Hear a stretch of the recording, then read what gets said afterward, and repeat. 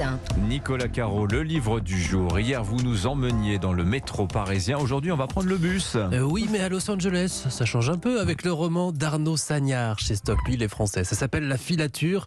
C'est un certain Jonathan Harris qui prend la parole au début du livre.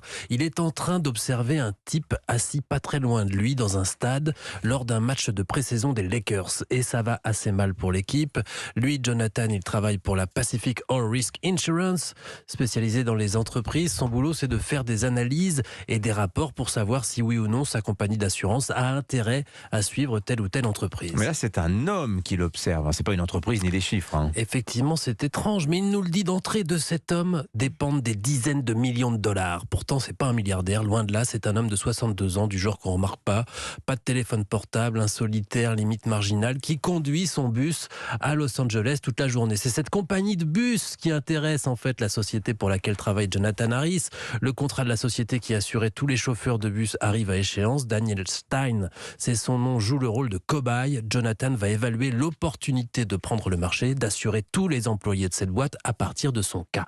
Et donc, on lit son rapport d'enquête, un entretien même avec son ex-femme, l'ex-femme de Daniel Stein, des comptes rendus, sa filature. Je savais pas que ça bossait comme ça, les assureurs. C'est surprenant. On va donc suivre discrètement Daniel Stein. Voilà, et donc on se demande ce qu'on va découvrir, parce qu'on imagine bien que ce ne sera pas juste le quotidien banal d'un chauffeur de bus. Une tension s'installe, dès la 4e page. Le Daniel Stein est singulier, très discret, il parle tout seul, enfin dans un enregistreur, comme dans Assurance sur la mort de Billy Wilder. C'est bourré de références cinématographiques, on est bien à Los Angeles.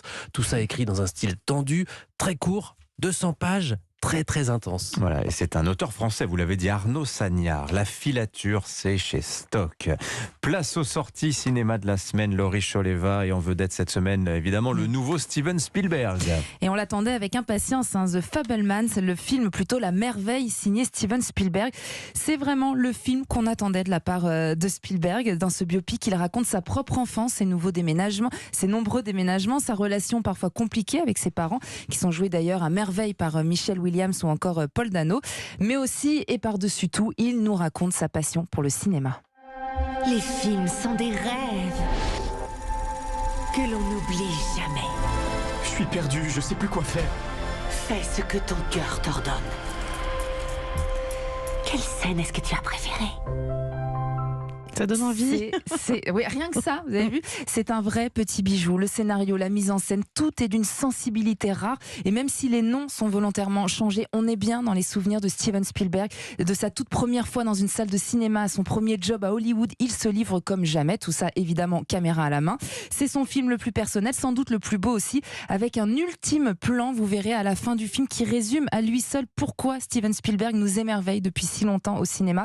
C'est vraiment génial. Le film a été récompensé au Golden Globes en janvier et il est quand même grand favori pour les Oscars le 12 mars prochain. Vous m'intriguez sur ce dernier plan. Il y a un dinosaure et un extraterrestre. Il y a l'apparition d'E.T., mais c'est beaucoup plus subtil. Bon, un coup de cœur également, c'est Laurie, pour un documentaire narré par Jean Dujardin. Exactement. Les Gardiennes de la planète, c'est bien plus qu'un documentaire, c'est vraiment une expérience aquatique à voir sur grand écran.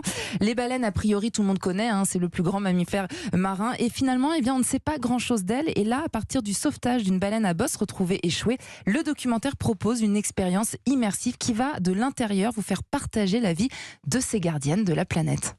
C'est nous, tous les êtres vivants qui, liés les uns aux autres, autorégulons le système Terre. Nous, les baleines, sommes en charge de la respiration du monde. Nous sommes la force et la fragilité, la bienveillance, l'espoir.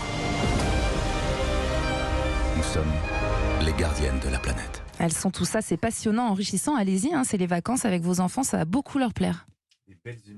Des belles images, c'est vrai qu'effectivement j'en ai vu quelques-uunes, c'est absolument magnifique. C'est vrai. Merci beaucoup Laurie Choleva, les baleines donc, et le dernier Steven Spielberg, monstre sacré lui aussi. Merci à tous les trois.